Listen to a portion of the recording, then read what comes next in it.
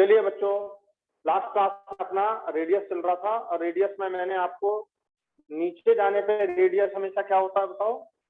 बढ़ता है। क्यों बढ़ता है रेडियस? आंसर दो। क्योंकि नंबर ऑफ कोषों की संख्या लगातार बढ़ती है। और एक और बात लिखवाई थी, कौन सी? नाभिकीय आवेश नहीं, प्रभावी नाभिकीय आवेश लगभग स्थिर रहता है। लगभग भी लिखना है, ऐसा नहीं कि सबका 2 2 2 2 2, तो किसी का 2 तो किसी का 2.1 तो किसी का 2.2 तो किसी का 1.9, लगभग कांस्टेंट। समझ गए? तो प्रभावी नाभिकीय कांस्टेंट होता है। लेफ्ट टू राइट क्या होता है बताओ? किसी आवर्त में आप इधर से इधर जाते हैं तो त्रिज्या धीरे धीरे क्यों कम होती है? प्रभावी नाभिकीय आवेश बढ़ता है। क्या बढ़ता है? और दूसरी बात क्या लिखाई थी? कोषों की संख्या वही रहती है। भाई अगर मान लो आवर्त दूसरा है, सेकंड आवर्त है, तो सेकंड आवर्त का मतलब उसमें कोष की संख्या कितनी रहेगी? 2। ठीक है, तो यहाँ भी 2 कोष, आगे गए तो भी 2 कोष, लास्ट तक 2 कोष है। पर कोष क्या है? नाभिक के पास आ जाते हैं। जैसे मान लो मैं तुमसे बोलूं कि थोड़ा तुम्हारी टेबल और पास कर लो, तो जो दूर थे वो क्या हो गए? पास हो गए। तो टेबल की संख्या तो उतनी है 1 2 3 4 5, लेकिन वो और पास आ गए। आ गया समझने की नहीं? इस तरह से उसको समझते हैं। तो ये बात आपको समझाई थी। फिर सबसे इंपॉर्टेंट जो लास्ट ईयर 2020 में क्वेश्चन आया वो कौन सा बताया था? बोरान, एल्यूमिनियम, गैलियम, इंडियम और हेलियम। बोरान से बड़ा साइज किसका? एल्यूमिनियम। और एल्यूमिनियम से रेडियस गैलियम की क्या हो गई? बोलो, कम हो गई। गैलियम की रेडियस एल्यूमिनियम से कम है। तो क्यों कम है? 3d ऑर्बिटल जिंक के बाद, जिंक के बाद आ रहा है ना, वो देखो लिखवाया भी है मैंने। और जिंक तक क्या रहता है बच्चों? 3d orbital. और 3d ऑर्बिटल की जो शील्डिंग इफेक्ट है, परिरक्षण प्रभाव, वो क्या होता है? कम। परिरक्षण प्रभाव से कम होने से नाभिक इलेक्ट्रॉनों को, आउटर सेल के इलेक्ट्रॉनों को खींच लेता है। समझ आ गया भैया? रटना, रटने के साथ साथ समझना। पहले समझना, बाद में रटना। रटा हुआ काम आता है, समझा हुआ रटने में सहायता करता है। समझा हुआ रटने में सहायता करता है और रटा हुआ काम आता है। एग्जाम में जिसको रटा हुआ है वो फटाफट काम करेगा, क्योंकि वहां टाइम नहीं है। तो बार बार रिवीजन करते रहना है और रटते रहना। चलिए आगे बढ़ते हैं। रेडियस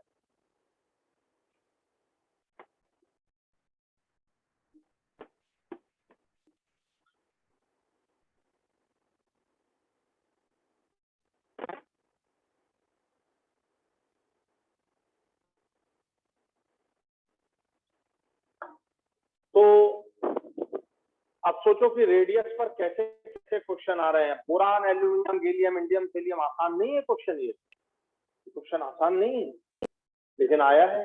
लास्ट ईयर ही आया है, बिल्कुल जस्ट लास्ट ईयर। इस बार लेंथेनाइट कॉन्ट्रैक्शन का आया है। तो थोड़े से हम लोग के पढ़ने का तरीका ऐसा होना है कि यदि रेडियस है तो रेडियस को लगभग पूरा खत्म करें।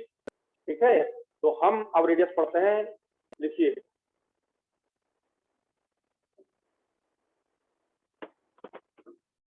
त्रिज्या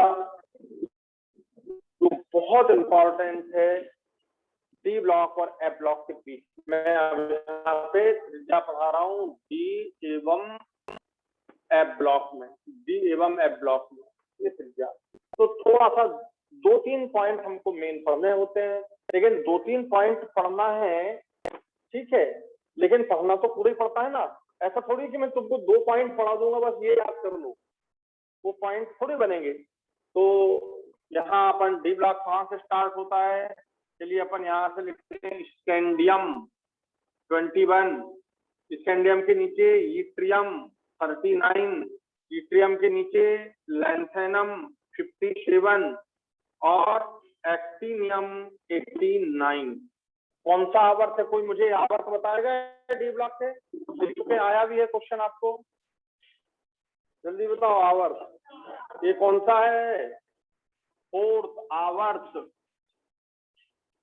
ये फिफ्थ आवर्त, ये सिक्स आवर्त और ये सातवां आवर्त। तो आवर्त भी याद रहना चाहिए भाई। डी ब्लॉक को चौथे आवर्त होते हैं, कभी भी भूलना नहीं, उल्टा कर लो। सातवां, छठवां, पांचवा और चौथा। कितनी श्रेणियां बनती हैं डी ब्लॉक की? 4, 3D, 4D, 5D और 6D। सब समझ चुके हो तुम लोग, सब समझ चुके हो। डरना नहीं, बस केवल पढ़ते रहना है, बिल्कुल एकदम कंटिन्यूटी आपकी मेंटेन रहे। ये हो गया आपका स्कैंडियम। बताओ स्कैंडियम, ये इसका आकार, इट्रियम उससे बड़ा आकार क्यों? क्योंकि इट्रियम पांचवें आवर्त में कोषों की संख्या कितनी हो गई? 5। तो भाई 3 टेबल पास में, चौथी टेबल और दूर, पांचवी टेबल और दूर। तो ये 5 कोष, तो 5 कोष का मतलब आकार क्या हो जाएगा? बढ़ जाएगा। इसमें कितने कोष होंगे? अब बड़ा छठवीं टेबल पे जा रहे हो तो यहाँ से छठवीं टेबल की दूरी बढ़ेगी कि नहीं? तो ये और आकार बढ़ गया, ये देखो। और ये एक्टिनियम, ठीक है। तो बच्चों बिल्कुल कोई डाउट नहीं है, हम तो जानते हैं नीचे आने पर आकार बढ़ता है। कौन सा समूह हो गया ये? समूह, ये समूह है तीसरा। अब बताओ इसके बाद क्या आता है? लैंथेनम के बाद क्या आता है? भूलना नहीं, लैंथेनम के बाद सीरियम 58। यहाँ से क्या शुरू हो जाता है? लैंथेनाइड। भूल जाते हो, लैंथेनाइड शुरू हो जाते हैं। लैंथेनम के बाद क्या शुरू होते हैं? और एक्टिनियम के बाद ये भूल क्यों रहो? तो स्कैंडियम के बाद क्या आता है? टाइटेनियम 22। यूट्रियम के बाद क्या आता है? जिरकोनियम 40। लैंथेनम के बाद क्या आता है? जल्दी बोलो। लैंथेनम के बाद क्या आता है? हैफनियम 72। लेकिन बीच में क्या फंसे हुए हैं? लैंथेनाइड। मैं इनको बाद में लिखूंगा, यहाँ पर मत लिखना, बता देते हैं इनको, ठीक है। यहाँ लैंथेनम के बाद सीरियम, कलर बदल देते हैं, तुमको भूलना नहीं हो जिसमें। सीरियम 58 और बढ़ते जाओ आगे। सीरियम कहां तक? Cerium 58, praseodymium, neodymium, promethium, samarium, europium, gadolinium. बढ़ते गए कहां तक पहुंच गए? जल्दी बोलो। लुटेशियम 71 तक। क्या है ये सब?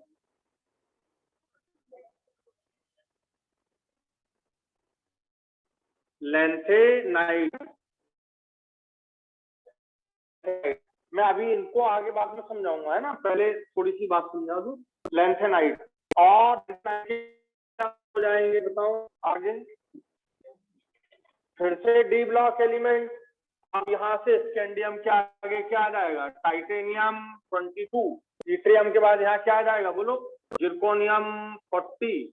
और यहाँ क्या आ जाएगा? लैंथेनम के बाद हैफनियम 72। यही तो नहीं भूलना है। और यहाँ क्या आ जाएगा? एक्टिनियम 89 के बाद जरा बोलो। थोरियम 90। सब याद रहना चाहिए। और बढ़ते गए क्या आ जाएगा? लॉरेंशियम 103। लॉरेंशियम 103। और फिर क्या आ जाएगा यहाँ पर?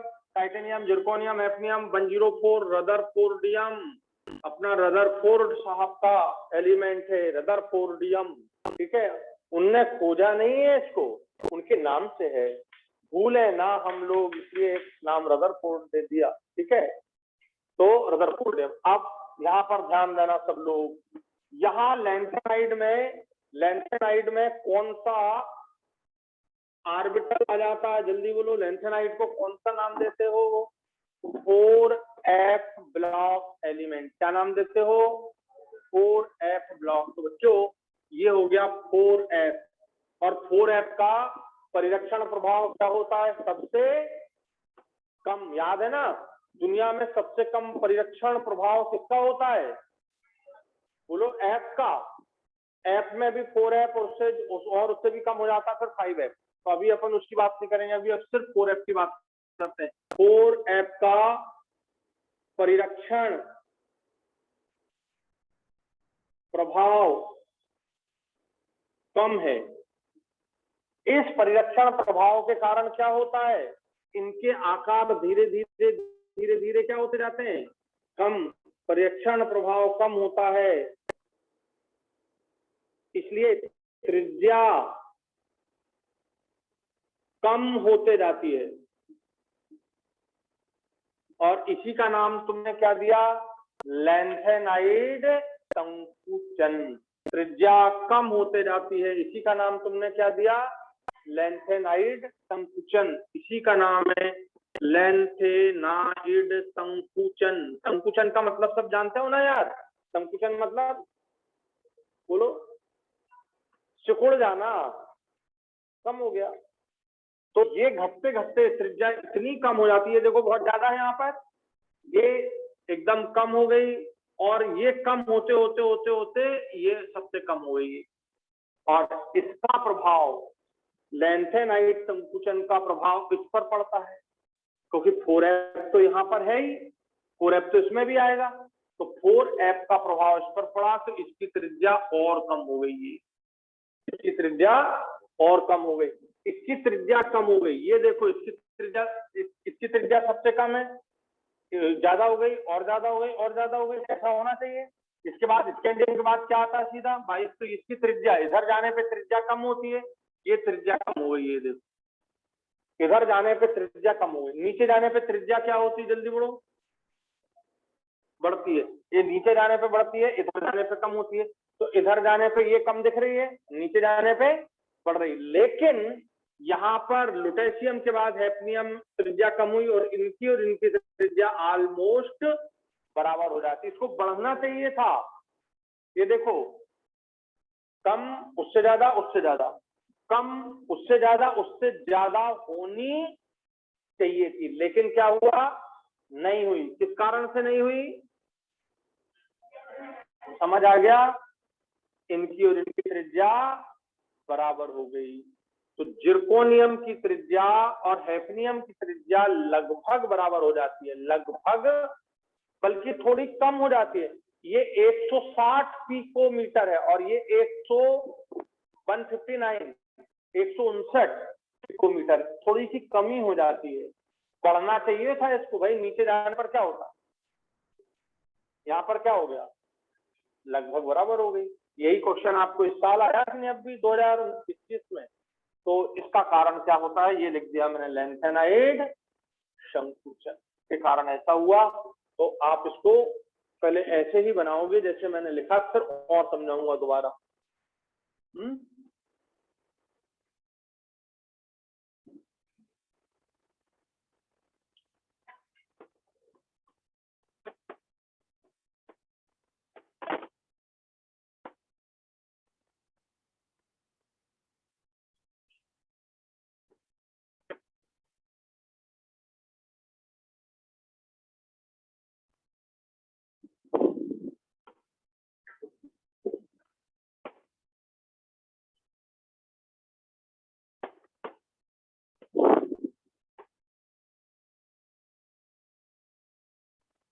आया समझ में कि नहीं आया,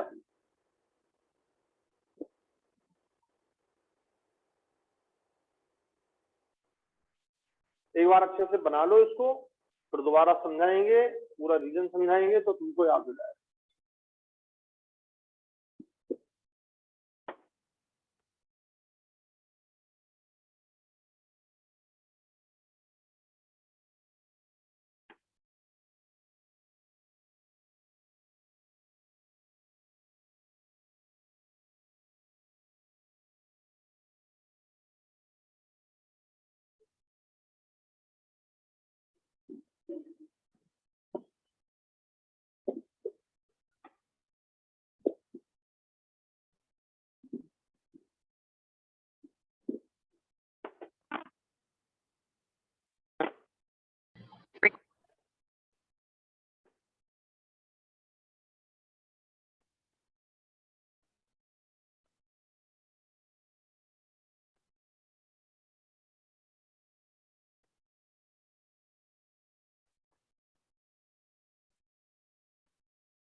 बना लिया सबने? तो ये सिंपल लिख लेना, अपन अब भी इसको कैसे पढ़ेंगे, है ना? तो सिंपल ऐसा लिख लेना, जिरकोनियम हैफनियम का रेडियस लगभग क्या हो जाता है, क्यों हो जाता है इसका कारण, और लैंथेनाइट संकुचन को अब भी मैं पढ़ा हूँ, ठीक है? तो पहले क्योंकि अब डी ब्लॉक का अपन ये कंप्लीट कर लें, फिर आपको इसका भी डिटेल समझा देंगे, आप रिलेट कर लेना। वैसे पहले इसको पढ़ाना चाहिए था, आपको लिख गया ये। चलिए, तो टाइटेनियम उससे बड़ी त्रिज्या किसकी है, जिरकोनियम, और हैफनियम बराबर, तो ऐसा भी बना लेंगे, टाइटेनियम उससे बड़ी त्रिज्या है जिरकोनियम, और हैफनियम की त्रिज्या बराबर है, रेडियस रेडियस रेडियस, ठीक है? अब बताओ, जिरकोनियम हैफनियम की त्रिज्या लगभग क्या होती है, बोलो, बराबर होती है। इसका कारण क्या हो गया, लैंथेनाइट संकुचन लिख लें, जिरकोनियम हैफनियम की त्रिज्याएं लगभग बराबर होती हैं, फटाफट लिखना है, टाइम नहीं लगाना है। जिरकोनियम हैफनियम की त्रिज्या लगभग बराबर होती है, इसका कारण लैंथेनाइट संकुचन होता है।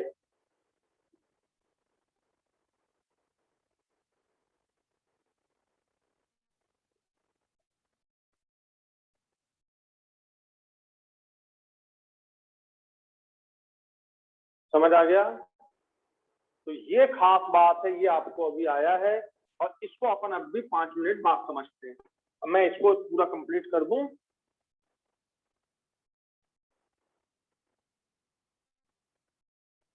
देखो इधर ध्यान से, टाइटेनियम जिरकोनियम हैफनियम, टाइटेनियम के बाद क्या आता है बोलो, वेनेडियम 23, क्रोमियम 24, इसको लिखने की जरूरत नहीं, मैं लिख दे रहा हूँ, chromium 24, manganese 25, iron 26, cobalt 27, nickel 28, copper 29 और जिंक 30। पहले समझ लो फिर लिखेंगे। इधर जाने पे हमेशा रेडियस क्या होती है, बोलो, घटती है, घटेंगी ना रेडियस, जानते हैं ना सब। क्यों, क्या बढ़ रहा है, देखो, नाभिकीय आवेश, और नाभिकीय आवेश बढ़ेगा तो प्रभावी नाभिकीय आवेश भी बढ़ेगा, और नाभिकीय आवेश बढ़ेगा नाभिक में तो त्रिज्याएं कम होंगी। तो इधर देखना ध्यान से, इसकी त्रिज्या सबसे बड़ी, ये कम होते जा रही त्रिज्या, ये देखिए कम होते जा रही है, ठीक है? और यहाँ पर FeCO इनकी त्रिज्याएं लगभग बराबर हो जाती हैं, इनकी त्रिज्याएं लगभग बराबर, इसकी इसकी और इसकी ये त्रिज्याएं लगभग बराबर हो जाती है। देखने में प्रॉब्लम तो नहीं हो रही? तो FeCO की त्रिज्याएं लगभग बराबर हो जाती हैं, फिर कॉपर यहाँ उल्टा होता है, ये थोड़ा बढ़ जाता है और ये और ज्यादा बढ़ जाता है। तो अब इसको लिखना क्यों, मैं इसलिए मना कर रहा था उस समय कि आप फिर मतलब इतने पास पास लिख लेते कि फिर मतलब साइन बनाने में दिक्कत आती। तो टाइटेनियम उससे भी ज्यादा बड़ी त्रिज्या किसकी है बोलो, समझ गए ना भाई, यहाँ तो दिख ही रहा है, स्कैंडियम उससे कम टाइटेनियम, उससे कम वेनेडियम, उससे कम क्रोमियम, मैग्नीज तक त्रिज्या घटेगी। फिर क्या होगा, FeCO यहां तक घटेगी, FeCO इनकी त्रिज्याएं लगभग बराबर होती है। ये नीट में आया है आपको, ये वाला क्वेश्चन 6-7 साल पहले की नीट में FeCO की त्रिज्या लगभग बराबर, ठीक है? तो आ गई बात समझ में? अब बोले सर बराबर क्यों है, तो जरा सोचो, नाभिकीय आवेश क्या हो रहा है, बढ़ रहा है, और डी ऑर्बिटल का प्रभाव क्या होता है, शील्डिंग कम, ये दोनों इस तरह से बैलेंस हो जाते हैं, इनमें इस तरह से बैलेंस हो जाते हैं कि त्रिज्या लगभग बराबर हो जाती है। थोड़ा सा लिखना पड़ेगा, तो ये पहले बना लो, सीक्वेंस में ऐसे बनाना, भले ही 2 पेज यूज करना पड़े, इधर का पेज कुछ कम हो जाए तो जाने देना, ठीक है?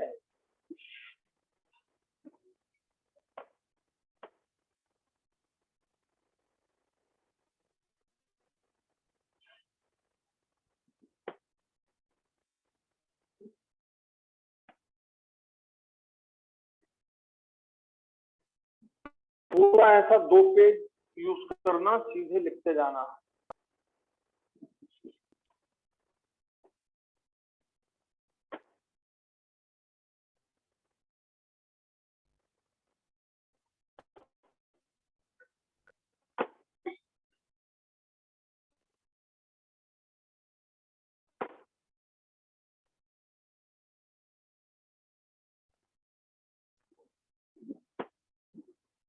यहां से यहां तक क्या बढ़ रहा है, नाभिकीय आवेश तो त्रिज्या घट रही है, लेकिन यहाँ त्रिज्या लगभग क्या हो गई, बराबर। इसका कारण क्या है, प्रभावी नाभिकीय आवेश के कारण त्रिज्या का कम होना और डी ऑर्बिटल की शील्डिंग, इन दोनों की बैलेंसिंग इस तरह से होती है कि त्रिज्या लगभग बराबर हो जाती है। तो आप पहले बना लो, फिर लिखवा दो। ठीक है, बना लिया सबने?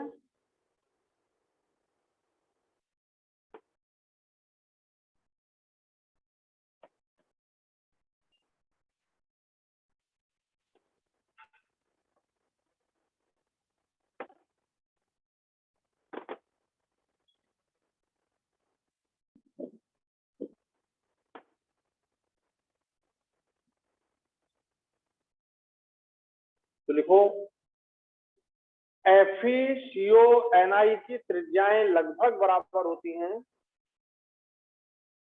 FeCO-Ni की त्रिज्याएं लगभग बराबर होती हैं। FeCO-Ni की त्रिज्याएं लगभग बराबर होती हैं। इसका कारण प्रभावी नाभिकीय आवेश, प्रभावी नाभिकीय आवेश और परिरक्षण प्रभाव लगभग संतुलित हो जाते हैं, एक दूसरे में संतुलन बन जाता है। प्रभावी नाभिकीय आवेश और परिरक्षण प्रभाव में संतुलन ऐसा बन जाता है कि वो त्रिज्याओं को लगभग बराबर कर देता है। तो प्रभावी नाभिकीय आवेश एवं परिरक्षण प्रभाव संतुलित हो जाते हैं। आ गया समझ में? जब संतुलन बन जाएगा तो त्रिज्याएं लगभग बराबर हो जाएंगी।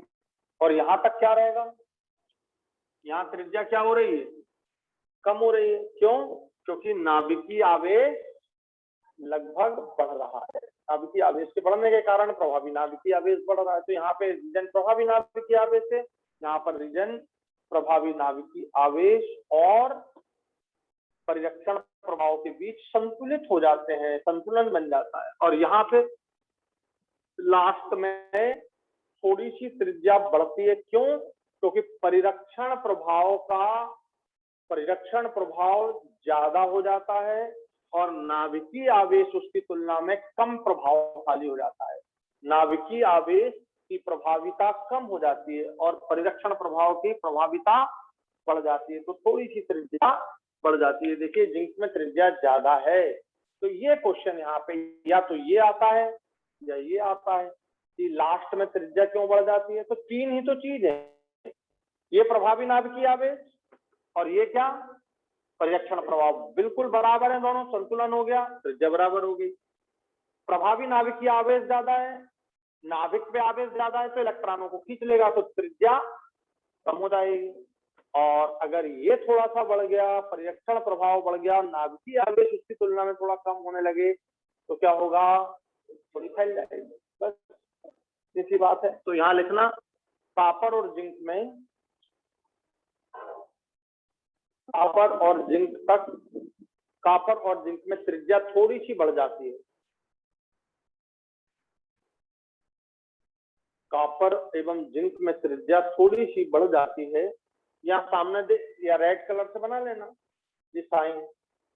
जो भी इंपॉर्टेंट बात होती है वहां थोड़ा सा रेड कलर यूज कर लिया करो, तो वो जब भी अपन कभी रिवीजन करें तो आपको एकदम दिख जाए। ठीक है, मतलब रेड से मतलब जो भी आपका डिफरेंट कलर है तो वो दिख जाए आपको। तो कॉपर और जिंक में त्रिज्या थोड़ी सी बढ़ जाती है। उसका कारण क्या रहेगा, प्रभावी नाभिकीय आवेश कम और परिरक्षण प्रभाव का प्रभाव ज्यादा हो जाता है। बस लिख लिया, ये होता है। तो कभी इस पर क्वेश्चन आ सकता है, कभी इस पर तो आया ही है। जब आप का पेपर सॉल्व करोगे तो आपको ये वाला क्वेश्चन मिल जाएगा। चलिए आगे देखते हैं।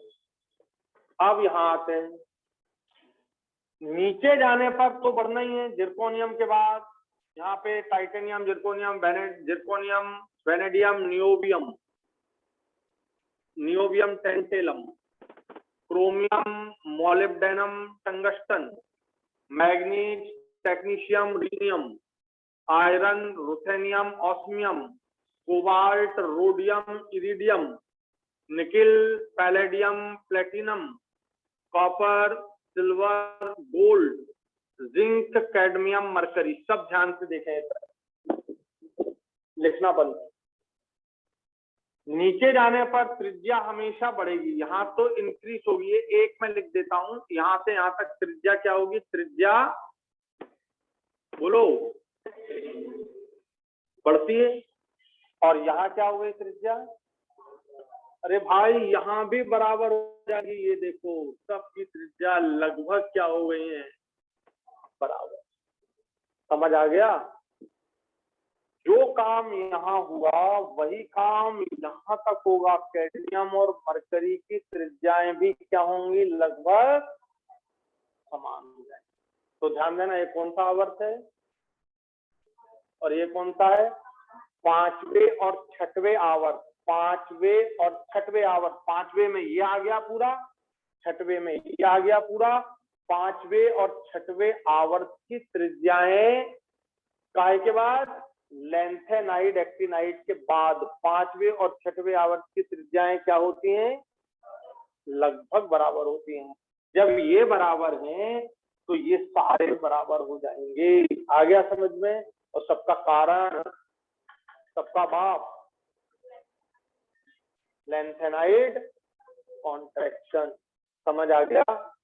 बस एक ही बार में बात समझ आ गई तुमको। छठवें, पांचवें और छठवें आवर्त की त्रिज्याएं लगभग क्या हो जाती हैं? बराबर। पर कहाँ की? लेंथेनाइड के बाद वाली, लेंथेनाइड के बाद वालों की। तो लिखो, लेंथेनाइड के बाद वाले तत्वों की पांचवें और छठवें आवर्त, लेंथेनाइड के बाद पांचवें और छठवें, लेंथेनाइड के बाद पांचवें और छठवें आवर्त की तत्वों की त्रिज्याएं लगभग बराबर हो जाती हैं।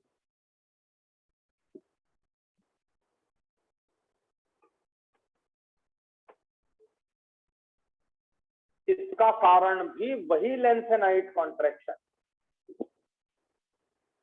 इसका कारण भी वही लेंथेनाइड कॉन्ट्रैक्शन। तो ये बराबर हो गया। एक ही बार में पूरा मामला क्लियर हो गया। आपका पूरी त्रिज्या तुम्हारी डी ब्लॉक की भी हो गई, एफ ब्लॉक की भी करा दूंगा, एस की भी हो गई, पी की भी हो गई।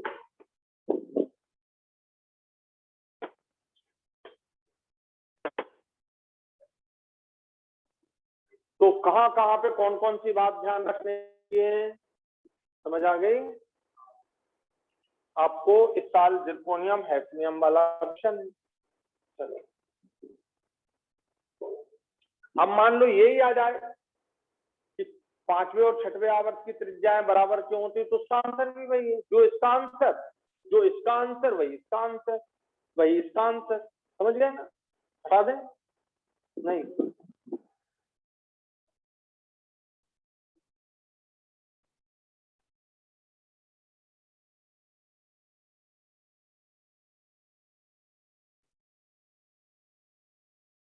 चलो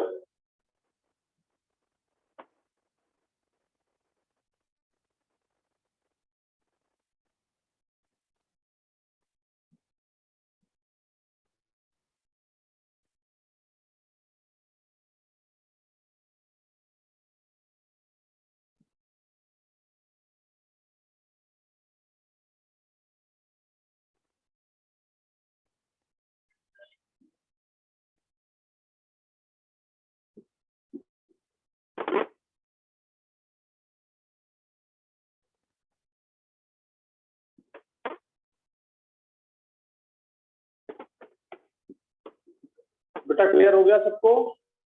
करेक्टली अभी नहीं लिख पाए?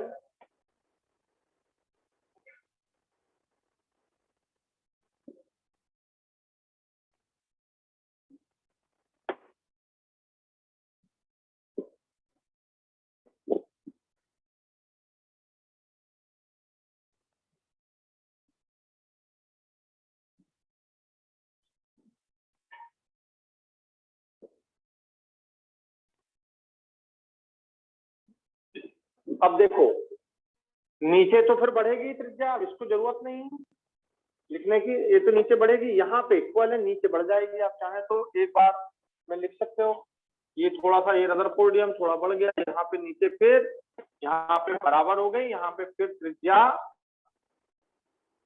थोड़ी सी बढ़ जाएगी, थोड़ी सी यहाँ पे बराबर है, यहाँ पे थोड़ी सी बढ़ेगी। ठीक है, तो कोई बहुत खास वहां पर बात नहीं है।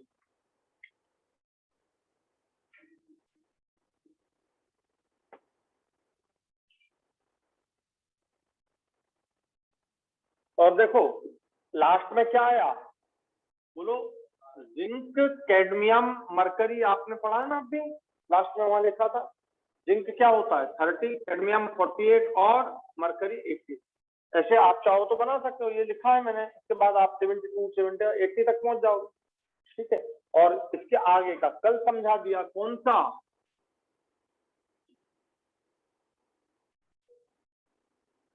ये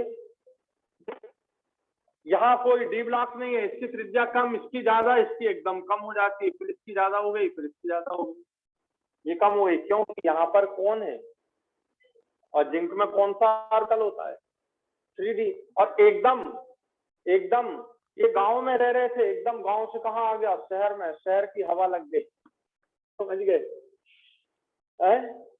किसकी हवा लग गई? 3D की। यहाँ कौन है? 3D बेटा एकदम क्या कर दिया, बस तो आपको कल लिखाई दिया मैंने, बाकी आगे की सब बातें आप मान। तो पी ब्लॉक भी हो गया, डी ब्लॉक भी हो गया, एफ ब्लॉक भी हो गया इधर का, और ये आपका ये पार्ट कंप्लीट।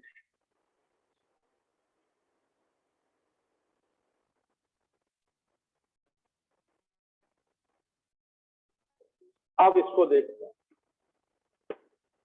लेंथ राइट संकुचन, जिसको पढ़ाना पहले था, चलो उससे कोई ज्यादा अंतर नहीं आएगा, तुमने लिख तो लिया ही है, ठीक है ना? कर दो इसको क्लीन।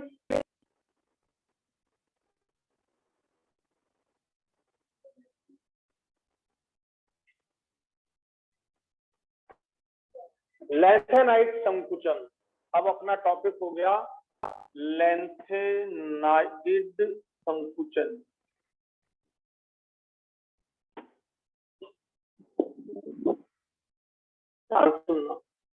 यहाँ पर परमाणुओं की बात नहीं की जाती लेंथेनाइड संकुचन में, उनके त्रिधनात्मक आयन, माने 3 इलेक्ट्रॉन निकालने के बाद जो धनायन बनते हैं उनकी बात की जाती है। ठीक है, तो लेंथेनाइड त्रिधनात्मक आयनों की त्रिज्या लैंथेनम +3 से लुटेशियम +3, ये देखिए कौन से आयन लिए हैं, बोलो क्या लिखा मैंने, त्रिधनात्मक +3 आयन है। ठीक है, La+3 से Lu+3 तक लगातार, ये बिल्कुल एकदम क्लियर है, लगातार, माने बीच में कोई ऐसा नहीं कि बढ़ गया हो, बिल्कुल लगातार, समझिए, बीच में कोई चेंज नहीं है, लगातार घटते जाती है, क्योंकि 4s ऑर्बिटल का परिरक्षण प्रभाव कम होता है, ध्यान देना बच्चों, कम होता है, एवं ये मेन बात, परिरक्षण प्रभाव कम। इसका एटॉमिक नंबर है 57 और इसका है 71। अब 57 से जब तुम 71 तक जाओगे तो क्या बढ़ रहा है? 57 से 71 तक जा रहे हो तो क्या बढ़ रहा है? नाभिकीय आवेश। और नाभिकीय आवेश बढ़ता है तो प्रभावी नाभिकीय आवेश भी समझ आ। तो बस एवं प्रभावी ये कम होते जा रहा है और ये बढ़ते जा रहा है। दोनों बातें इसकी त्रिज्या को कम कर रही है। प्रभावी नाभिकीय आवेश बढ़ते जाता है, ठीक है। तो त्रिज्या लगातार घटते जाती है। ये लगातार वर्ड यूज किया है, लगातार घटते जाती है। इसे लैंथेनाइड संकुचन कहते हैं। इसे लैंथेनाइड संकुचन कहते हैं।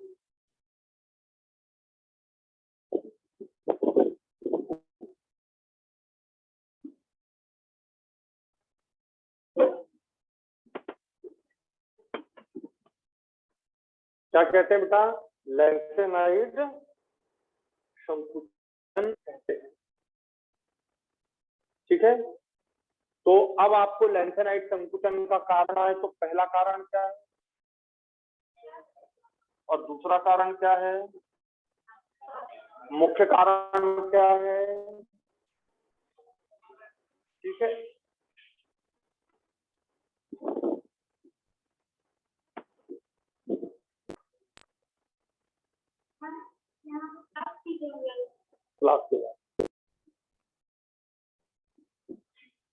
ठीक, तो क्या लेना है आपको? आयनिक त्रिज्या। किसी आयनिक त्रिज्या लेना है? लैंथेनम +3 से लुटेशियम +3 तक सारे आयन, ठीक है। लैंथेनम +3 से लुटेशियम +3 तक सारे आयन कर दें क्लीन इसको।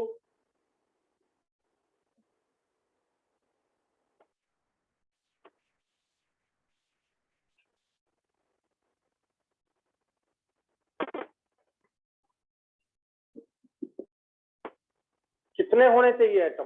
कितने एलिमेंट हैं? 14। ध्यान से समझिए।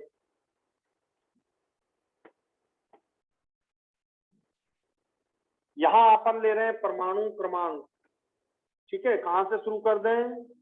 57, 58, 59, 60, 61, 62, 63, 64, 65, 66, 67, 68, 69, 70 और 71 तक, ठीक है।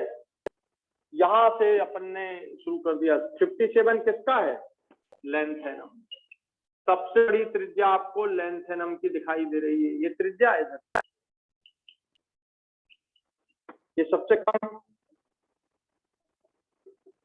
सबसे बड़ी त्रिज्या किसकी? कौन से? +3 आयन की। +3 आयन की त्रिज्या सबसे बड़ी।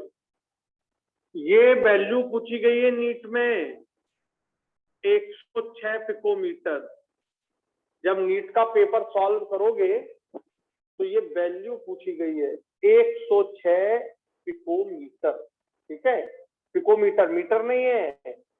नहीं तो परमाणु की त्रिज्या तुम लोग 106 मीटर कर दो, माने 106 मीटर का मतलब यहाँ से ज्योति ताकी इतना बड़ा परमाणु, ठीक है।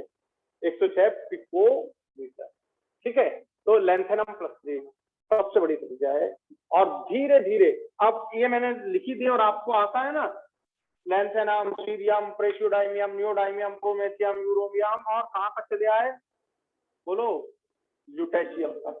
तो 14 है। ये बिल्कुल त्रिज्या लगातार घटते घटते घटते घटते घटते घटते और ये आ गई यहाँ तक, ठीक है।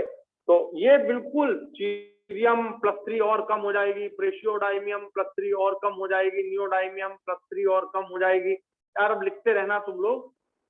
14 है आपके एलिमेंट, ये घटते घटते घटते कहां तक पहुंच गए? ये यहाँ, ठीक है। और ये जो त्रिज्या है सबसे कम, किसकी हो गई? लुटेशियम प्लस 3 की। सबसे कम त्रिज्या लुटेशियम प्लस 3 की। ये देखिए, ये लुटेशियम प्लस 3 की त्रिज्या सबसे कम हो जाएगी और ये लगभग 86 पिकोमीटर रह जाएगी। ये घट के 106 से 86, 106 से 86 ये क्वेश्चन नीट में आया। तो सबसे बड़ी त्रिज्या किसकी हो गई? धीरे धीरे घटते घटते घटते घटते घटते कहां तक पहुंच गई? समझ आ गया? इसकी हो सकता है इसकी 104, इसकी 102, इसकी 100 हो जाए और घटते घटते कहां तक आ गई? बोलो 86। नीट में आपको एक क्वेश्चन आया है कि लैंथेनाइड पॉजिटिव 3 आयन की त्रिज्या कहां से कहां तक होती है? तो आंसर बोलो। समझिए, ये वैल्यू के साथ इसे याद रखना है, वैल्यू के साथ इसे याद रखना है। ठीक है, बना लो इसे, वैल्यू के साथ याद रखना है।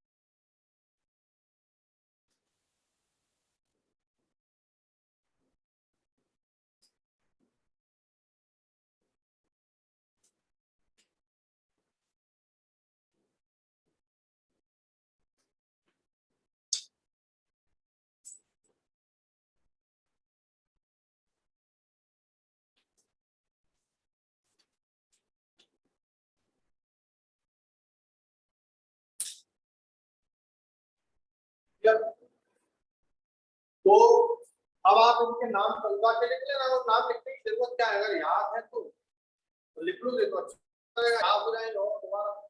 ठीक, तो यहाँ तक की बात आपको क्या याद रखना है? 106 से घट करके और कोई भी वेरिएशन नहीं है। ठीक है, कि कहीं कोई बड़ा कोई घट जाता है।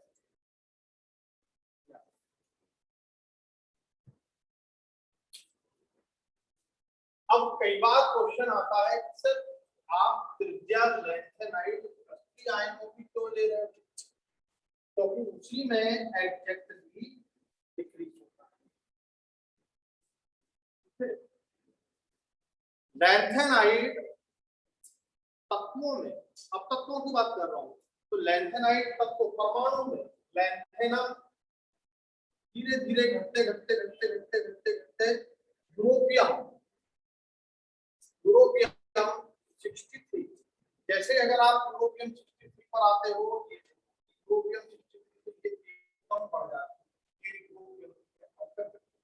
तो यहाँ लैंथेनम, उसके बाद ये कम होते होते होते होते यहाँ तक कम हो गई। ठीक है, लेकिन इसके बाद एकदम लैंथेनम से भी आगे निकल गई ये लेंथेनम से भी ऊपर हो गई है। ये वेरिएशन मिलता है इसमें परमाणविक त्रिज्या में। मैं परमाणविक त्रिज्या भी पढ़ा रहा हूँ।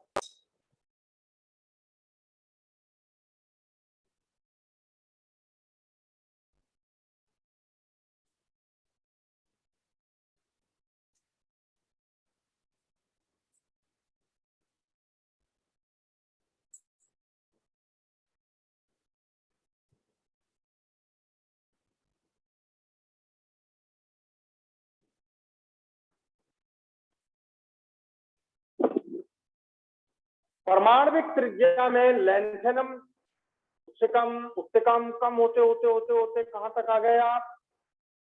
ये 62 तक आ गए। हो रही है, कोई दिक्कत नहीं, लेकिन एकदम यूरोपियम में एकदम बढ़ जाती है, और यूरोपियम की त्रिज्या लेंथेनम से भी ज्यादा हो जाती है। तो लेंथेनाइडों में परमाणुओं में सबसे ज्यादा त्रिज्या कितनी है? यूरोपियम। फिर घटने लगती है, फिर घटती है, फिर घटते घटते घटते घटते कहां तक आ गए आप? इट्टरबियम तक।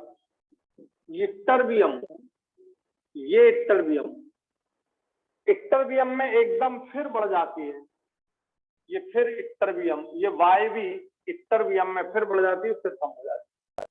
तो ये दो वेरिएशन आपको परमाणविक त्रिज्या में मिलते हैं। तो पूरे लेंथेनाइडों में सबसे बड़ी परमाणविक त्रिज्या यूरोपियम। लेंथेनम भी नहीं है वहां पर, लेंथेनम को भी क्रॉस कर दिया, पर ये कभी आता नहीं है, एनसीईआरटी में भी नहीं दिया है, ठीक है। पर आप चाहें तो इसे बना सकते हैं। आयनिक त्रिज्या में बिल्कुल लगातार कमी होती है, परमाणविक त्रिज्या में लगातार कमी नहीं होती। किसमें अंतर मिलता है बोलो? यूरोपियम में। और ये दो एक्सेप्शन है, बाकी फिर घटते चली जाती है।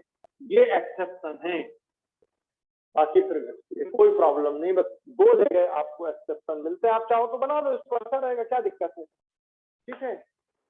एनसीईआरटी में नहीं, लेकिन आप फिर भी बना लो, ध्यान रहेगा, अच्छी बात है जब पढ़ लिया आपने।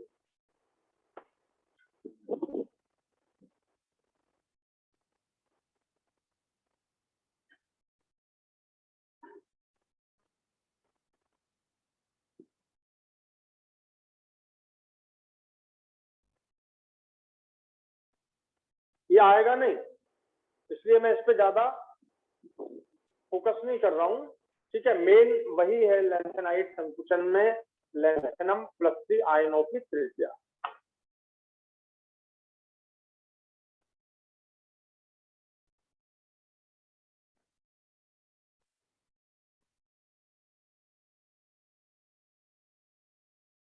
हो गया?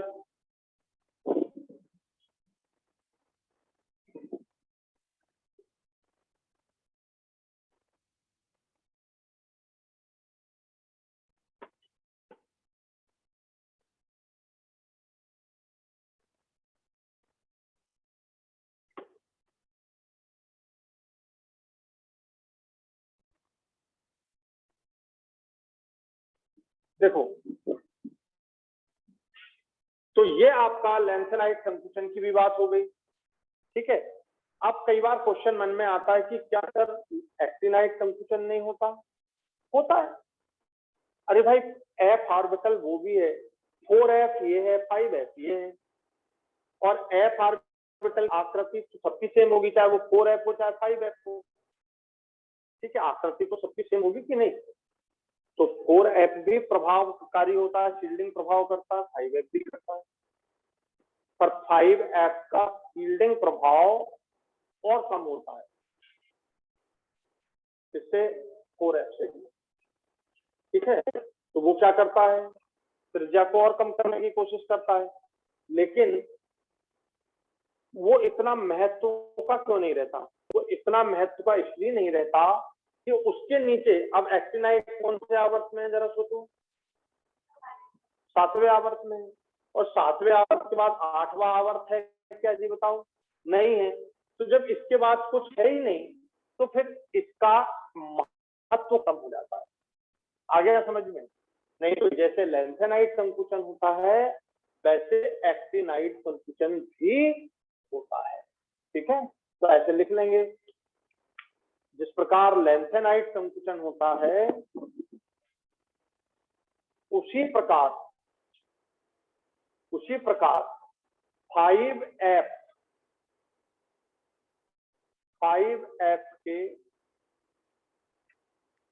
शील्डिंग प्रभाव माने परिरक्षण प्रभाव कम होने के कारण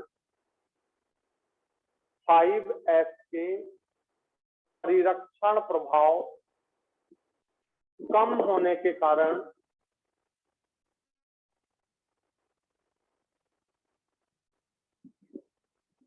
5F के परिरक्षण प्रभाव कम होने के कारण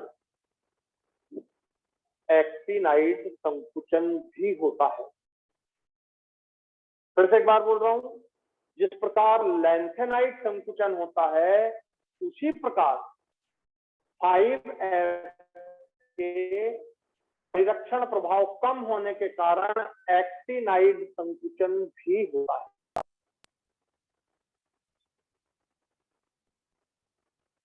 समझ आ गया? तो दोनों होते हैं, दोनों ही प्रभावकारी हैं, पर इसका महत्व तो इसलिए नहीं है।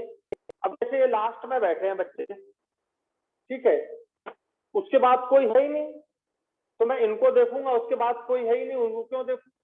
तो इनके बाद कोई है ही नहीं, तो इसका महत्व तो खत्म हो जाता है एक्टिनाइट संकुचन का। आया समझ में? उसका जरूर है।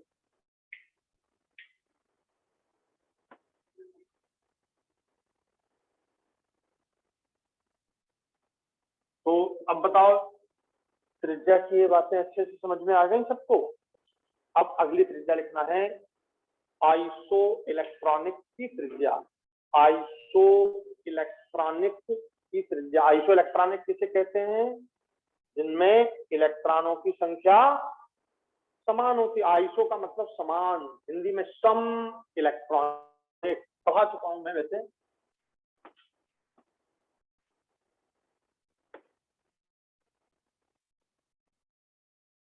अपना टॉपिक है सम इलेक्ट्रॉनिक की त्रिज्या, आइसो इलेक्ट्रॉनिक, उसको इंग्लिश में बोलेंगे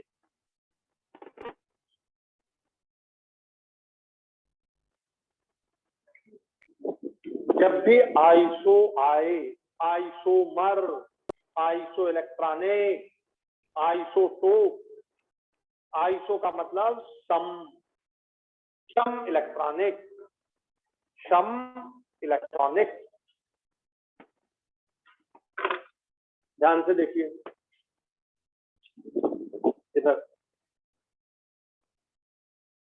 आपने ले लिया नियॉन, ठीक है, नियॉन में प्रोटॉनों की संख्या 10 और इलेक्ट्रॉनों की संख्या भी 10, प्रोटॉनों की संख्या 10, इलेक्ट्रॉनों की संख्या भी 10।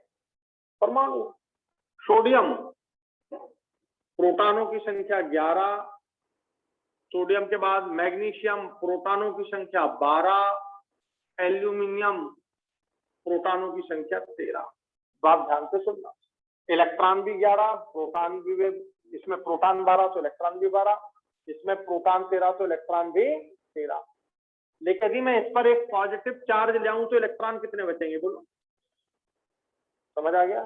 10, एक इलेक्ट्रॉन कम हो जाएगा। यहाँ पे +2 चार्ज ले आऊं तो कितने इलेक्ट्रॉन बचेंगे? इस पर +3 चार्ज ले आऊं तो कितने इलेक्ट्रॉन बचेंगे? 10। अगर सिलिकॉन ही ले लेता मैं आगे, सिलिकॉन, तो ये 14। अगर इस पर +4 चार्ज ले आऊं तो कितने बचेंगे? 10।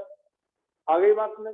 उल्टा सोचो, fluorine 9 proton, oxygen 8 proton, nitrogen 7 proton, carbon 6 proton.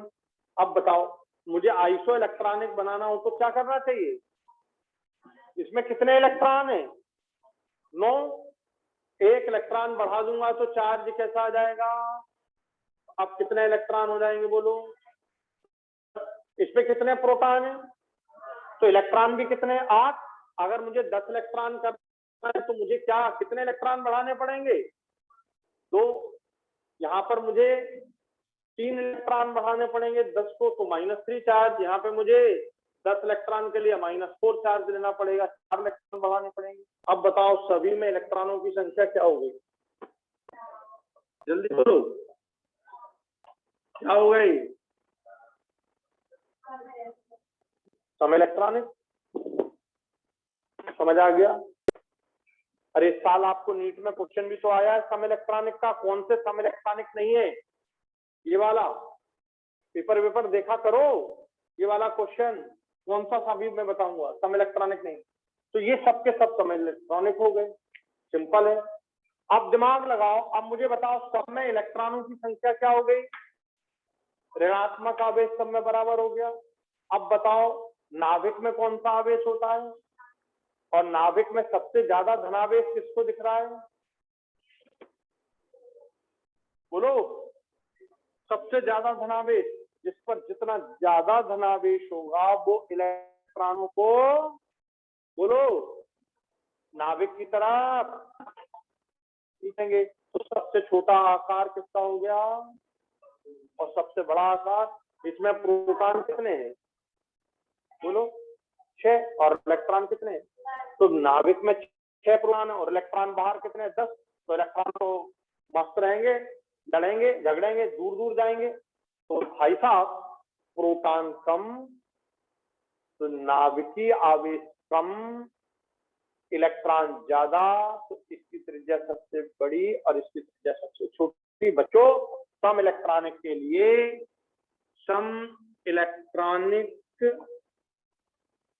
के लिए सीधा याद रखना बस, radius inversely proportional to Z. Z क्या होता है? नाभिकीय आवेश, प्रोटॉनों की संख्या। ये जेड, इसको जेड बोलो चाहे पी बोलो, प्रोटॉनों की संख्या बोलो चाहे जेड बोलो, बात तो एक ही है ना। यहाँ पर प्रोटॉनों की संख्या और जेड एक ही चीज है।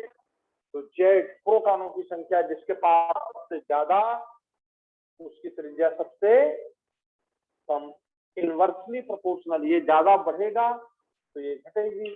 तो सबसे बड़ी त्रिज्या इसकी, और धीरे धीरे त्रिज्या कम होते होते ये सबसे छोटी त्रिज्या हो जाएगी। मतलब इधर जाने पर त्रिज्या क्या होते जाएगी? घटते जाएगी।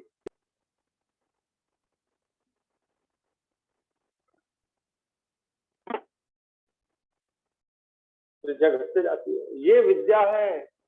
सम इलेक्ट्रॉनिक देख लेना, यदि इलेक्ट्रॉनों की संख्या समान हो तो जेड देखना, परमाणु क्रमांक जिसका सबसे ज्यादा उसकी त्रिज्या सबसे, सिर्फ कितना सा आप देख लोगे तो आपका काम बिल्कुल 100% बन जाएगा।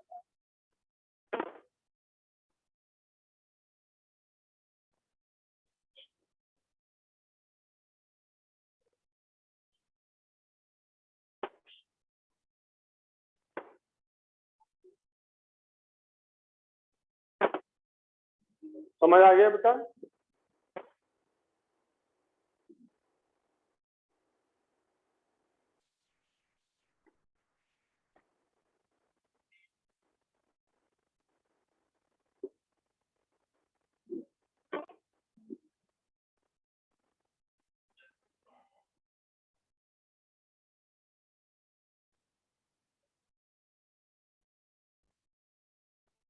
किसी कोई प्रॉब्लम तो नहीं?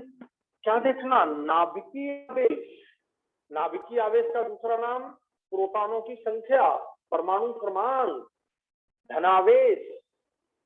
जितना नाभिक में जितना ज्यादा धनावेश होगा इलेक्ट्रॉनों को वो उतना अपनी तरफ खींचेंगे, आकार छोटा होता जाएगा, त्रिज्या छोटे होती जाएगी। तो बच्चों ये लिख दिया मैंने कॉन्सेप्ट, सम इलेक्ट्रॉनिक की त्रिज्या radius inversely proportional to Z, proton. इतना सिंपल, ठीक है। अब सबसे पूरी त्रिज्या में सबसे ज्यादा प्रश्न आया है तो यही आया है, हर साल आया है। पूरी त्रिज्या का सबसे ज्यादा इंपॉर्टेंट क्वेश्चन होता है क्या? सम इलेक्ट्रॉनिकों की त्रिज्या।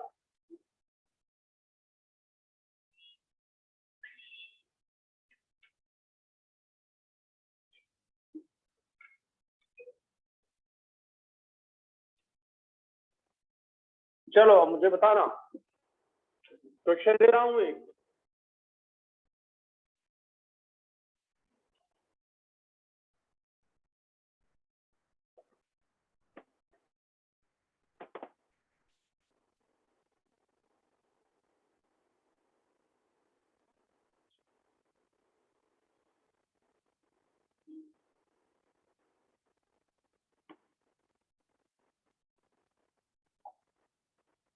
ये 4 दे दिए मैंने, इनमें आपको क्रम बनाना है कि सबसे बड़ी त्रिज्या से लगा करके सबसे छोटी त्रिज्या तक तुम्हें पहुंचना है, घटता क्रम बनाना है कुछ।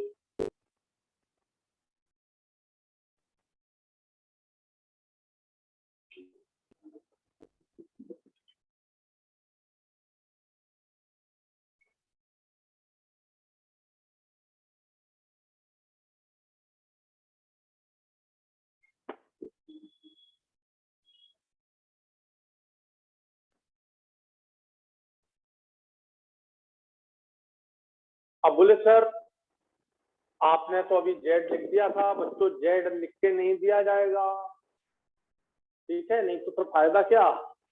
परमाणु क्रमांक तो तुम्हें याद रहने चाहिए। किसको याद है, मैं आपको याद दिला देता हूँ। परमाणु क्रमांक क्लोरीन का कितना होता है, पोटेशियम का, कैल्शियम का, सल्फर का 16। इलेक्ट्रॉनों की संख्या काउंट करो, क्या ये सम इलेक्ट्रॉनिक तो नहीं है? क्लोरीन में कितने इलेक्ट्रॉन, 17, 1 18। पोटेशियम में कितने इलेक्ट्रॉन, 19, 1 निकल गया, कितने बचे, 18। कैल्शियम में 20 इलेक्ट्रॉन होना चाहिए पर कितने निकल गए, तो भी 18। सल्फर में 16 इलेक्ट्रॉन होने चाहिए, प्रोटॉन 16 है तो इलेक्ट्रॉन 16, कितने और आ गए, तो कितने हो गए, सबके सब सम इलेक्ट्रॉनिक है। और सम इलेक्ट्रॉनिक की विद्या क्या दी, सम इलेक्ट्रॉनिक की क्या विद्या है, जेड का इनवर्सली प्रोपोर्शनल। सबसे बड़ा जेड किसमें दिख रहा है, ये माने त्रिज्या का आर्डर कैल्शियम की सबसे छोटी, सबसे छोटी त्रिज्या कैल्शियम की, उससे बड़ी त्रिज्या जल्दी बताओ, पोटेशियम 19, उससे बड़ी त्रिज्या क्लोरीन, ठीक है, और सबसे बड़ी त्रिज्या प्रोटॉन, सबसे कम तो त्रिज्या सबसे जेड से, जेड का relation radius inversely proportional to Z. Z सबसे कम किसका है, इसका, तो त्रिज्या इसकी सबसे बड़ी, उससे ज्यादा जेड, उससे ज्यादा जेड, उस सबसे ज्यादा जेड, जिसका जेड बढ़ता जाएगा त्रिज्या कम होते जाएगी। तो ये मैंने बनाया, बढ़ता क्रम बना दिया। तो मैं घटता क्रम पूछा है, तो घटता क्रम कौन सा हो जाएगा, उल्टा कर देना, ठीक है। यहाँ पे क्वेश्चन बढ़ता कर देता हूँ, तो बढ़ता क्रम हो गया, क्योंकि आपका घटता क्रम नहीं है ये कैसा है, बढ़ता क्रम। सही आंसर अपन ने सही निकाला, लेकिन क्रम में गड़बड़ कर दिया। ऐसा कई बार एग्जाम में भी होता है, अपन सही कर गए होते हैं, घटता पूछा बढ़ता कराया, बढ़ता पूछा घटता कराया।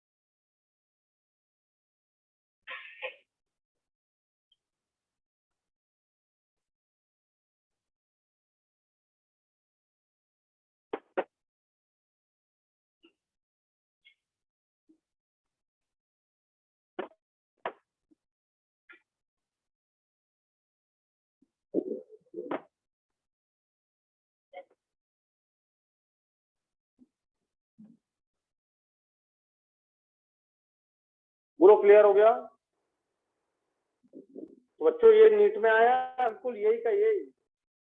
ठीक है, नीट का ही दिया है मैंने आपको क्वेश्चन, समझ आ गया? कर दूं क्लियर, किसी को कोई दिक्कत तो नहीं? तो बहुत सिंपल मैंने कॉन्सेप्ट लिख दिया कि अगर आइसो इलेक्ट्रॉनिक हो तो पहचानना कैसे है, ये सामने रखा है, आप जेड लिखो आराम से पहचान सकते हो। तो पहले तो क्वेश्चन आइसो इलेक्ट्रॉनिक को पहचानना और फिर ये विद्या लगा देना, कितना आसान, ठीक है।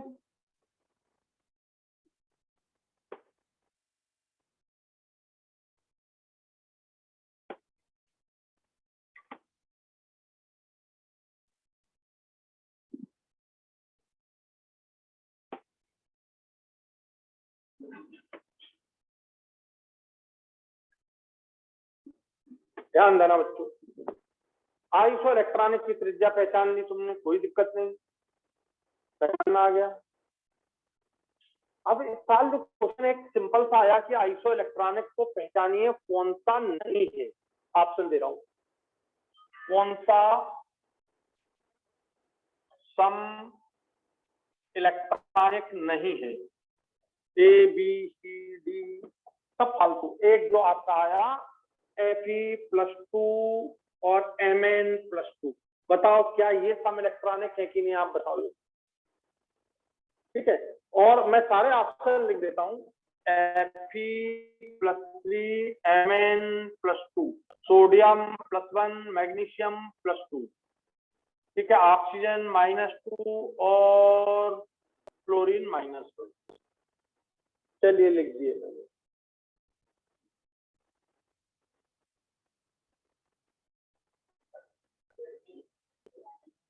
मैं तो एकदम बिना सोचे बोल दूंगा कि यार ये दो पर सेम चार्ज है, +2 इनके परमाणु क्रमांक अलग अलग होते हैं।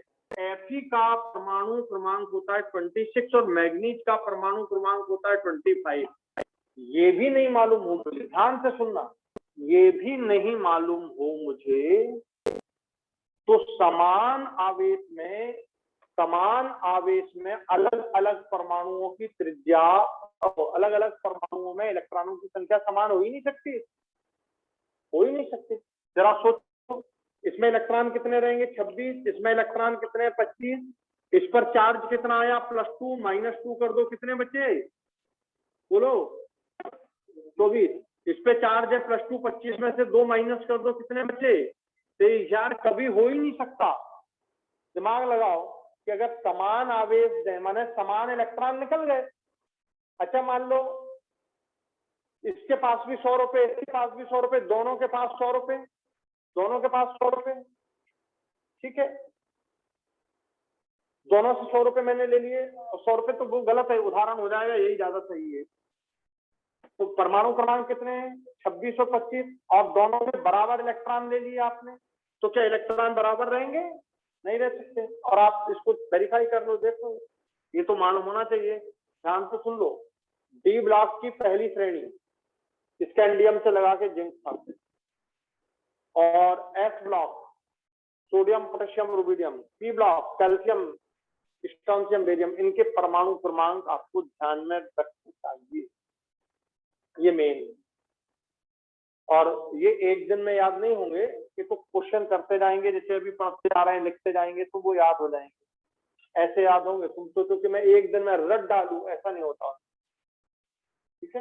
तो ये देख लो, एक में 24 है, एक में 23 इलेक्ट्रॉन है, इसका मतलब ये आइसो इलेक्ट्रॉनिक नहीं। आ गया समझ में?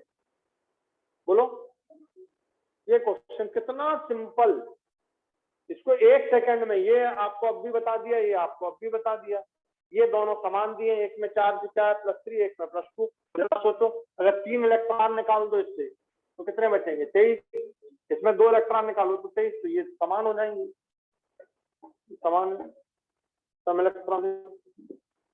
आ गया समझ में?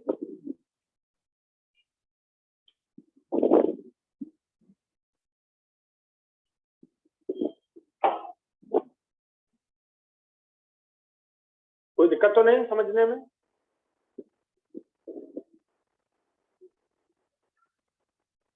लास्ट ईयर भी आया है सम इलेक्ट्रॉनिक का क्वेश्चन, लास्ट ईयर भी आया है, पर उसमें 2 चीज पूछी है, सम इलेक्ट्रॉनिक और सम संरचनात्मक, इलेक्ट्रॉनों की संख्या भी समान हो और संरचना भी समान हो। संरचना समान होना माने आकृति समान होना, वो जो आपको बॉन्डिंग में पढ़ाएंगे हाइब्रिडाइजेशन के बाद।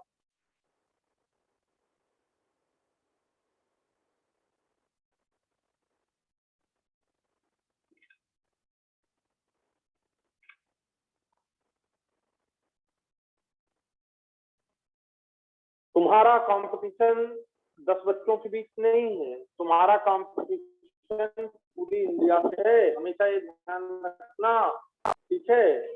बहुत मेहनत करना पड़ती है, एक क्वेश्चन गलती से गलत हो जाए 2 साल की मेहनत खराब हो जाती है।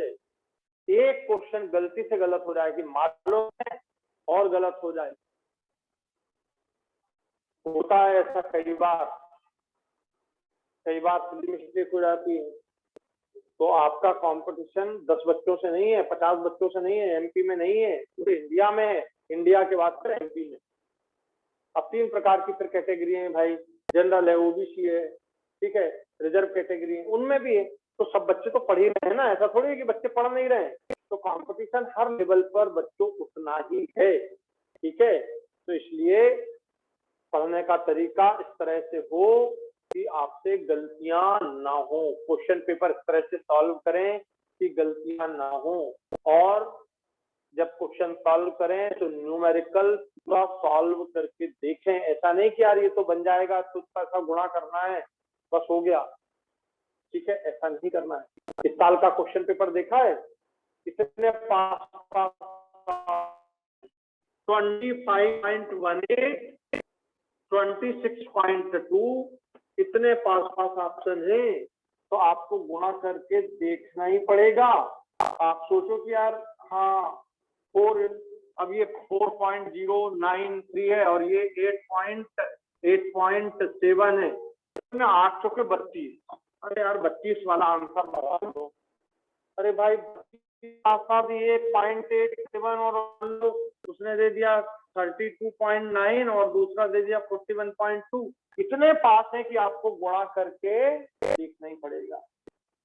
तो आपकी आदत बनी रहनी चाहिए गुणा करने की, भाग करने की। नहीं तो आदत जैसे ही खत्म होती है, जैसे मास्टर हम बन जाते हैं ना, तो मास्टर बन जाते हैं तो क्या बोलते हैं यार, पीवी इक्वल टू एनआरटी। अभी 1 साल का क्वेश्चन मैं बता देता हूँ, ठीक है। प्रेशर, ऑक्सीजन दिया है 4 ग्राम, हाइड्रोजन दिया है 2 ग्राम, ठीक है। ये एक डिब्बे में बंद कर दिया, जिसका आयतन है 1 लीटर। ये आयतन दिया है आपको 1 लीटर, और इस डिब्बे को रख दिया तापमान डिग्री सेंटीग्रेड। इसका कुल दाब बताना, इस साल का अभी का क्वेश्चन है, बिल्कुल तुरंत इसका कुल दाब बताना। हमारे दोनों कितना दाब बनाएंगे से, ये दोनों गैस हैं, तो आपको क्या लगाना पड़ेगा दाब निकालने के लिए, जल्दी बोलो। पीवी इक्वल टू एनआरटी, और यहाँ का जो भी है इस तरफ ले आए अपन, पीवी इक्वल टू एनआरटी, सब जानते हैं कि नहीं तो बच्चों। एन कितनी गैस है, 2। तो एन का मान आपको 2 गैस के लिए, ऑक्सीजन के लिए भी निकालना है और हाइड्रोजन के लिए भी। पर क्लास में 1 स्टूडेंट, पर क्लास में 2 स्टूडेंट, तो 2 आ गए, तो 2 आ गए तो 2 स्टूडेंट को समझाना पड़ेगा कि नहीं मुझे। तो यहाँ पे 2 आ गए तो दोनों के मोल निकाल दो। और मोल इक्वल टू क्या होता है, जल्दी बोलो। भार बटे अणुभार। भार कितना है 4 ग्राम, अणुभार कितना होता है ऑक्सीजन का 32। भार कितना है हाइड्रोजन का 2 ग्राम, हाइड्रोजन का अणुभार कितना हुआ है 2, कितना आ गया 4 32 1/8 + 1, ये इक्वल टू कितना आ गया 8 से कम 8 9 बटे 8, 9/8। ये क्या आ गया आपका, बोलो n। 9/9 होता तो 1 आ जाता, बट 9/8 है तो 1 से थोड़ा सा ज्यादा है, तो बस यहाँ 9/8 आ गया। r का मान होता है 8.0821। टेम्परेचर कितना दिया है 0 डिग्री सेंटीग्रेड। इसमें 273 जोड़ना होता है, पता है कहीं, तो 273 जोड़ दिया, केल्विन में आ गया, डिवाइडेड बाय वॉल्यूम कितना दिया 1 लीटर। अब ये क्वेश्चन इतना आसान है, सब वैल्यू रख के निकाल सकते हैं, लेकिन गुणा तो फिर भी करना ही पड़ेगा, क्योंकि ऑप्शन पास है।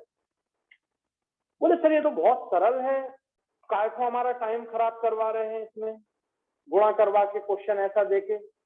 अरे भाई ये एग्जाम है, ये एग्जाम है, एग्जाम में हर चीज एग्जाम है। तुम डॉक्टर बन जाओगे और ऑपरेशन करोगे तो ऑपरेशन सफल होना, अपन बोले ऑपरेशन सफल हो गया, डॉक्टर कह रहा सक्सेस ऑपरेशन, तो ये ऑपरेशन ही तो है गुणा करना। ये आपका ऑपरेशन सक्सेस कब होगा? समझ आ गया कि आप कम टाइम में और सही आंसर निकाल दो तो ऑपरेशन आपका सक्सेस है। तो ये क्वेश्चन अभी आपकी नीट में पूछा है, कुछ भी नहीं है, गुणा करना है। और गुणा करना सबको आता है, ऐसा नहीं कि नहीं आता, लेकिन टाइम खाएगा, टाइम खाएगा वो। आ गया समझ में? कर दूं क्लीन?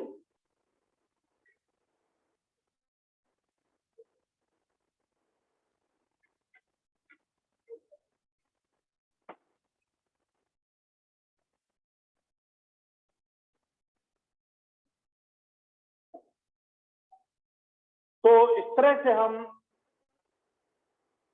धैर्य रख के, धैर्य रखना पड़ता और क्वेश्चन भी सॉल्व करना पड़ता, तब काम बनता है। ऑपरेशन करते करते धीरज खो दिया, और मेरे को नहीं करना, वो मरीज ज्यादा फंसा हुआ पड़ा है क्या,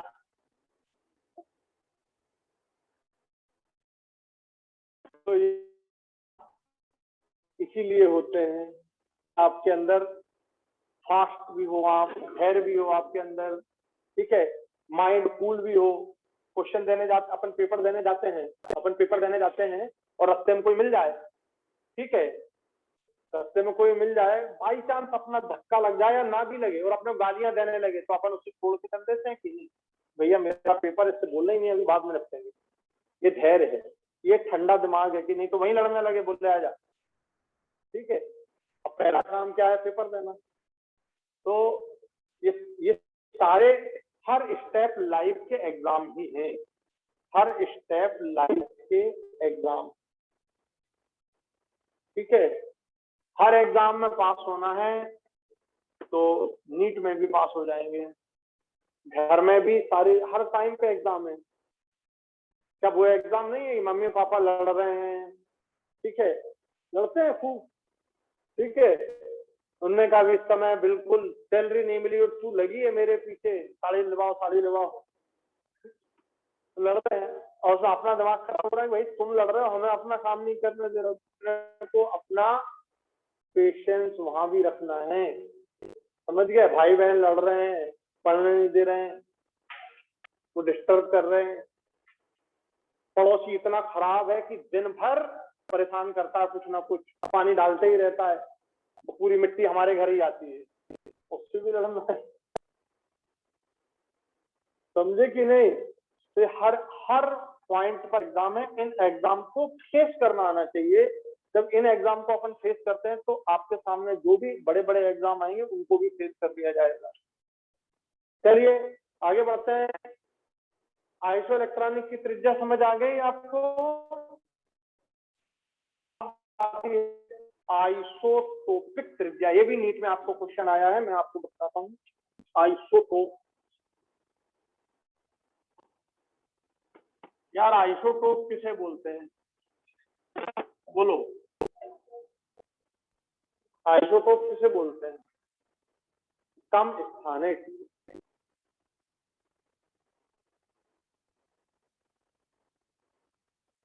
समस्थानिक त्रिज्या। समस्थानिक किसे बोलते हैं? जिनके परमाणु क्रमांक समान होते हैं।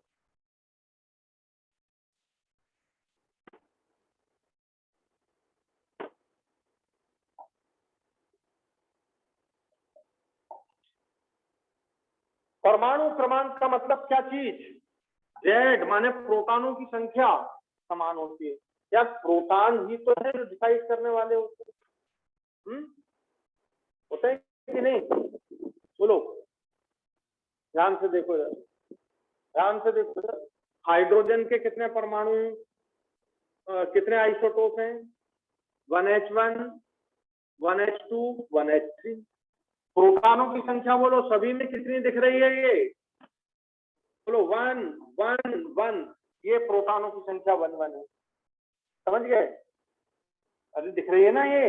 इधर क्या लिखते, कोई भी परमाणु, यहाँ पे परमाणु क्रमांक लिखते हैं और यहाँ पे परमाणु भार लिखते हैं। ठीक, तो परमाणु क्रमांक इसका भी 1 है, इसका भी 1 है, इसका भी 1 है, माने प्रोटॉनों की संख्या दोनों में, तीनों में क्या है, बोलो समान है।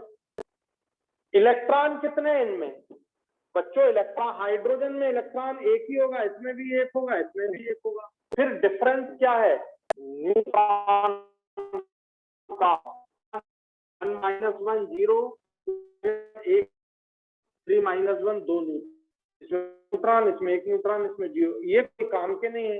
न्यूट्रॉन पर आवेश होता है, बोलो न्यूट्रॉन पर आवेश होता है क्या? नहीं, ना ऋणावेश ना धनावेश। वो पड़ा रहे तो ना आकर्षित करेगा ना विकर्षित। तो इनके रहने से त्रिज्या पे कोई फर्क नहीं पड़ेगा। त्रिज्या पे फर्क पड़ता है तो ये सब में बराबर है, देखो 1 1 1। त्रिज्या में फर्क पड़ता है इलेक्ट्रॉन से, वे भी सब में बराबर है। अब बताओ आइसोटोप की त्रिज्या क्या होनी चाहिए, जल्दी बोलो। समान। तो सारे आइसो, इसकी त्रिज्या क्या हो गई, बराबर हो जाएगी। तो आइसोटोप की त्रिज्या बराबर होती है क्योंकि उनमें प्रोटॉनों और इलेक्ट्रॉनों की संख्या, जल्दी बोलो, बराबर होती है। जब प्रोटॉन भी बराबर है, इलेक्ट्रॉन भी बराबर है, दोनों ही बराबर है, समझ गए कि नहीं? जब प्रोटॉन भी बराबर है और इलेक्ट्रॉन भी बराबर है तो फिर त्रिज्या क्या हो जाएगी, बराबर। समस्थानिकों की त्रिज्या हमेशा बराबर होती है।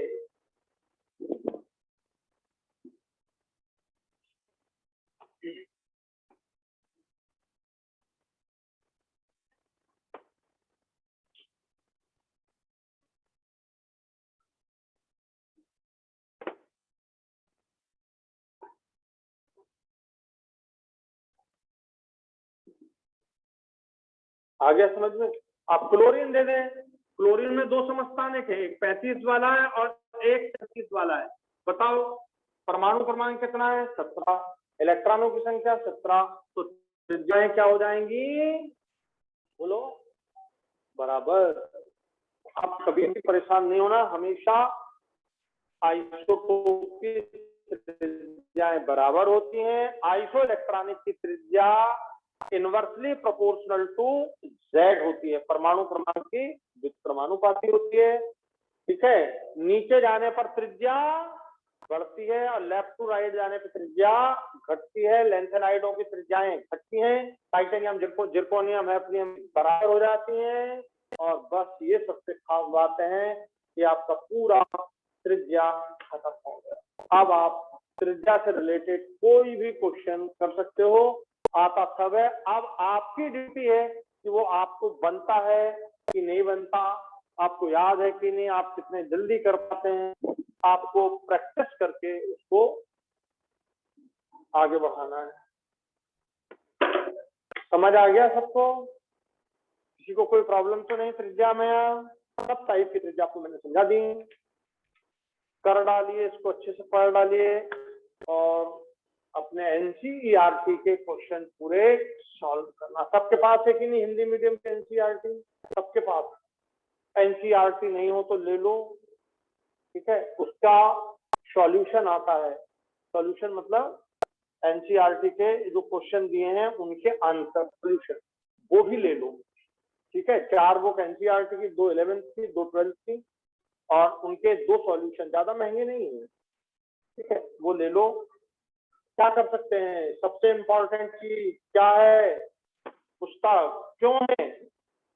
आप पूरा टाइम लगा रहे हो, ध्यान से सुनना, आप पूरा टाइम लगा रहे हो, आप पढ़ाई में पैसा लगा रहे हो, आप टाइम और पैसा दोनों, उससे भी ऊपर क्या एक चीज है यार, पूरा हम मन लगा रहे हैं उसमें,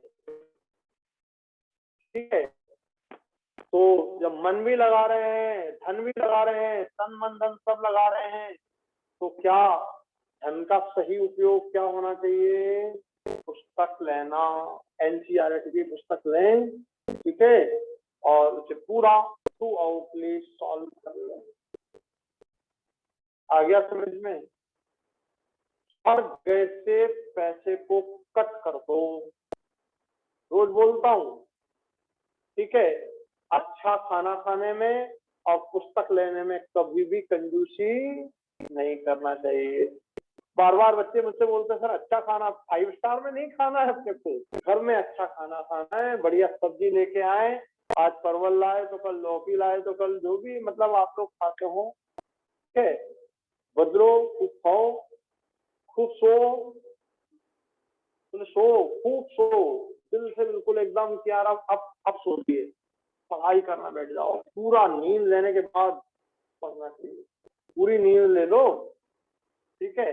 बाकी जगह से टाइम कट कर दो, बाकी जगह से टाइम कट कर दो और टाइम 2 जगह लगाओ, एक सोने में और एक पढ़ने में, ठीक है? बाकी थोड़ा बहुत टाइम भाई नहाना खाना पीना वो तो चलता ही है, ठीक है? बाकी टाइम कट कर दो, ठीक है?